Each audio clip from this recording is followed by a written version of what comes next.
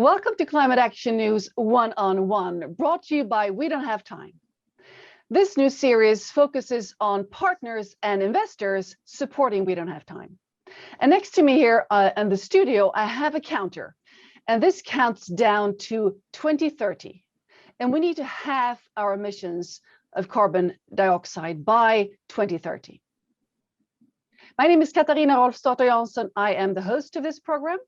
And I'm very happy to have with me as a guest today, Cassie Flynn from the United Nations Development Program.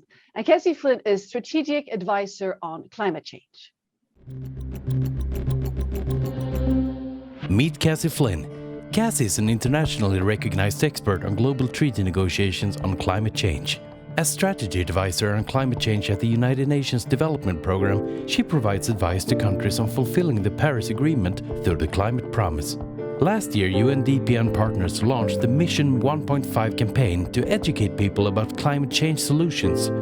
The result was the largest survey on climate solutions in history, gathering opinions from over 50 countries representing more than 56% of the world population. Hi there, Cassie. Hi, Katarina. It's lovely to be here. Wonderful to have you. So, Cassie, I'd like to start by asking you, from your perspective, which are your greatest fears when it comes to climate change? Mm-hmm. It's a good question because quite honestly, there's a lot to be scared of. And I think a lot of people are looking around and seeing climate change this crisis is happening in real time all around us, from wildfires in Australia and California to sea level rise and these Category 5 storms that seem to be hitting at a greater velocity and more often than we ever thought. And so for me, when you ask me about my greatest fear, I would say it's time, because as the title says, we don't have time, and the clock is really in a countdown. And if we don't take action now, we are putting in place a future for ourselves that is one that quite simply we may not survive. Thank you. And of course, this is a concern that is shared by so many people all over the world. And now we just make sure that we unite our forces and move forward, because we only have 8 years. Mm-hmm. Cassie Flynn, in terms of hope and hopes, where does it lie from your perspective? Mm-hmm. I've got a lot of hope. And in my role at the United Nations Development Program, I'm really lucky because I get to see all of the incredible things that are going on around the world. And whether it is villages really starting to create new businesses, or governments starting to put in place the things that they need to do to protect people. People are really trying to tackle this crisis in all of these different ways, and it is so important. And when it comes to hope, something that I am so excited about is that we are seeing more and more people engaged on the climate crisis than ever before. I remember days when you say climate change and people say, whoa, I don't want to go there. I don't want to talk about that. And now you have people saying, well, yeah, I want to learn more. I may not know about this, but I understand that this is happening, and it's something that I want to be a part of the solution. And this is so hopeful. I see it also from my perspective that more and more people are willing to engage. And there is a lot of power in the power of the many, right? Absolutely. So Cassie, when it comes to passion, where does your personal passion to act on climate change come from? Mm-hmm. Well, I think it is a moment for all of us to really rise to the challenge. And I'm inspired continually by the people around me who wake up every day, roll up their sleeves and say, I'm not going to stand on the sidelines. I'm not going to do this. And I'm fortunate because at a very young age, I had an opportunity to travel a lot. I had an opportunity to see different parts of the world. I had the opportunity to go to Kenya when I was 16. And it really affected me because I got to see a different part of the world, and I got to see the challenges that people who grew up a world away from me in the United States were living their lives, and what was on their minds and what they were doing. And when I came home after that experience, I remember thinking about how connected we all are, and how even though we are so different, we are all humans on this planet, and we need to work together. And as I learned more about the climate crisis, I kept going back to that thought of, well, if we have sort of gotten ourselves into this mess, how can we work together to get ourselves out of it? And that's certainly a part of my passion. Thank you for sharing that. So could you please tell us about what the United Nations Development Program does in this field? And also you have launched something that you call 1.5 People Climate's Vote. So please tell us about this work that you do. Yeah, well, the United Nations Development Program is the largest supporter of countries around the world when it comes to their pledges underneath the Paris Agreement.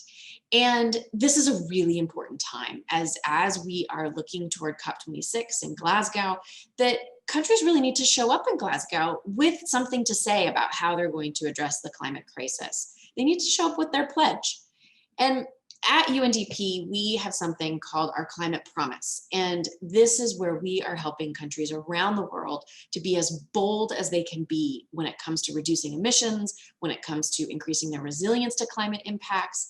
And something that was really important to us about these pledges is that they're as inclusive as possible. We really do need everyone around the table. And this is where the People's Climate Vote came in. The People's Climate Vote is about helping everyone to have a voice in solving the crisis and to be able to connect those people to the policymakers that are making the big decisions about these pledges. And so what we did was we asked people around the world, and we used a pretty unconventional way to do it. We used video games, and we said, how do you want to solve the crisis? What do you want your government to do? What do you want your country to do?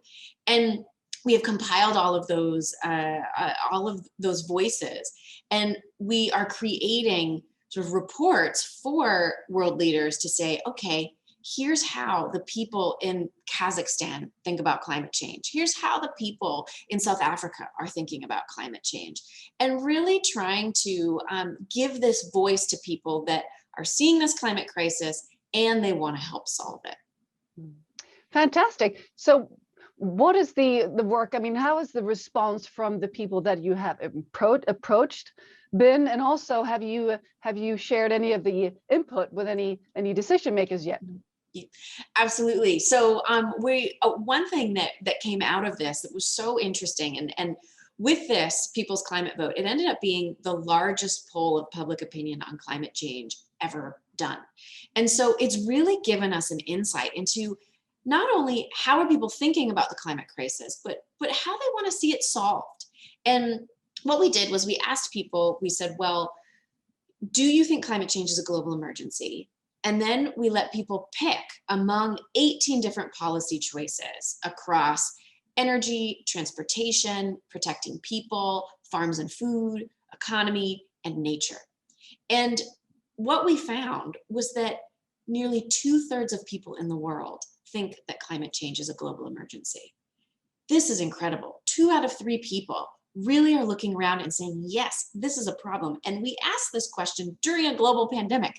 And so people are seeing that this is something that needs to be addressed. And so what we have done now is we created a global report to give everyone an idea of how people voted. And the top 4 sort of policy choices that were really interesting were protecting forests and land, renewable energy, climate-friendly farming, and green jobs.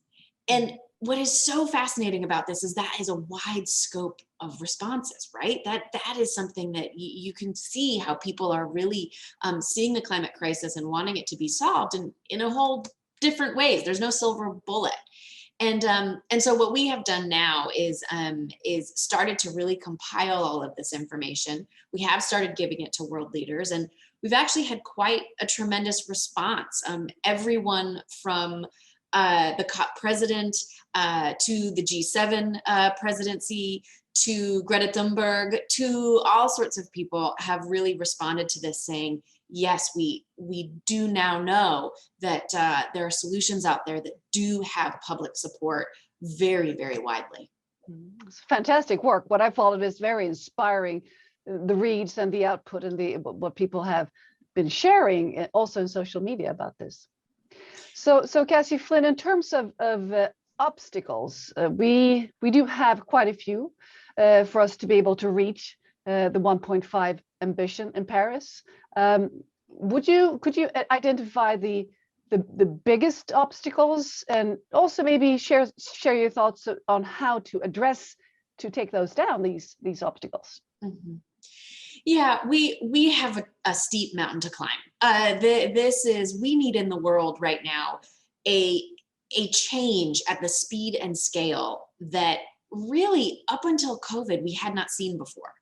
But the good news is that COVID really taught us this is possible, that the world can change very, very, very quickly. And I think if there's something, a glimmer of hope to see out of the COVID crisis, I think it's that we can do this. But it does require sort of everyone at the table. It can't just be governments. It can't just be private sector. It can't just be people who are looking around and care. It's got to be all of us together, talking about these solutions, and really trying to make efforts to make these changes at the pace that we need.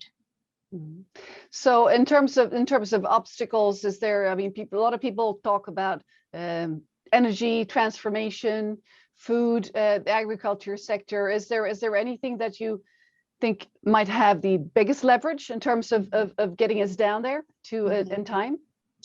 Well, there's a number of different things. And for me, if I can sort of put it at my top three, certainly within sectors, the energy sector is critical. And this isn't also just about, we talk a lot about the transition to renewable energy, but also I think that it's about energy access. How can we ensure that everyone has access to clean energy, and that businesses can easily tap into a clean energy grid that helps power opportunity? Because we won't be able to solve this if we can't solve that part of the energy crisis. And likewise with agriculture, what we are doing with our land? Are we tearing down forests for mass agriculture? Are we the way that we grow our food? These are policy choices that are really important, that we need to ensure that we're doing it in a climate sensitive way. So on the We Don't Have Time platform, people from all over the world interact and share climate love and share solutions and just really pull their weight in making effort to change this trajectory, which is not looking good right now. So how did you at the United Nations Development Program discover We Don't Have Time? Well, I have to say it started in a really poetic way. It started with Earth Day. We Don't Have Time is such a leader when it comes to bringing everyone together on Earth Day, and I had a real pleasure of connecting with Ingmar and connecting with the We Don't Have Time crew on what they were doing when it comes to Earth Day. And I just loved it. I thought, oh, here is this really fantastic platform that is really cultivating a sense of community around this. It's a place that people can go to ask questions, to discuss ideas, to connect with others. And I found that so inspiring and powerful. I completely agree, of course, being the host of this fantastic network's broadcasts. And we're just letting you know, we're busy planning the next big Earth Day broadcast. So we will be back. In terms of opening the UNDP up for climate dialogue, how come you decided to do this, and what has it led to so far? Mm-hmm. Yeah, well, it goes back to this sense of community, right? I mean, we, at the United Nations Development Program, we are, of course, part of the UN. And so we work a lot with governments. We work a lot with policymakers around the world. And as I mentioned, something that is really important to us is to be able to help be a bridge between policymakers and what's going on in all different sectors of society outside of government. And this is where we're really excited about We Don't Have Time, because we can connect with people and we can connect with their ideas. We can get feedback on different ideas that we have.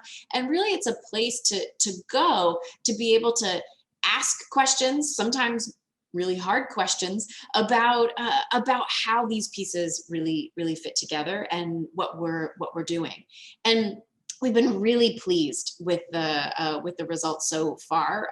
We have had a number of different ideas come forward. They've been liked. We have interacted, and it's been a place where we also have felt pretty inspired with the engagement. That's wonderful, because a lot of people see the United Nations as something far away and distant, and sort of, you can't really permeate the structures. How do you get in? How do you get your voice listened to? So this is a fantastic way of opening up, and it's wonderful to have you on board indeed. And what I've seen from the interaction, it's been quite fascinating to see how people really connect and share climate love and those ideas and etc. with you. Fantastic. So in terms of the future, being on the We Don't Have Time platform, what do you hope to achieve coming forward? Mm-hmm. Well, I think there's a few things here. I mean, one, of course, is having this place for dialogue and this place for ideas, but also sort of going back to honestly, kind of back to my fear and the clock ticking is, and this is where I think We Don't Have Time and the platform, what we've so enjoyed is that we can really cultivate this community, but we can also help to inspire this kind of radical shift that we all need. And that when you have ideas about agriculture, alongside ideas about youth jobs, alongside ideas about water, you can start to see, oh, we're really onto something here. This is really starting to boil in many ways. And you can see the ideas coming to the surface. And something that we are really hoping to achieve with that is to further be a part of that community, to listen, to engage, and to cultivate this community so we can have this radical shift that we need to address the climate crisis in the time that we need to. And the time is indeed running out. So Cassie, Flynn, in terms of your colleagues at the United Development Program, how do they respond to this new dialogue platform that you're on now? Mm-hmm. Yeah, so I think everybody's been really excited about it. We've had, since we started doing it, we've had a number of colleagues that aren't necessarily a part of the climate team sort of say, hey, we've seen this thing, we've seen it on social media, and we'd be really interested in sort of this tool, because at the UN, it's really special for us to be able to have a place that we can go to really see where people are and to kind of take the pulse of what people are thinking, and to get feedback in real time. Well, it's a true democratic way of opening up that you have access to now. So we're delighted to have you on board, and it was a pleasure talking to you on this new segment here, Cassie, Flynn, and we'll connect again, I hope, and best of luck with your important work at the United Nations Development Program. Thank you so much. Thank you.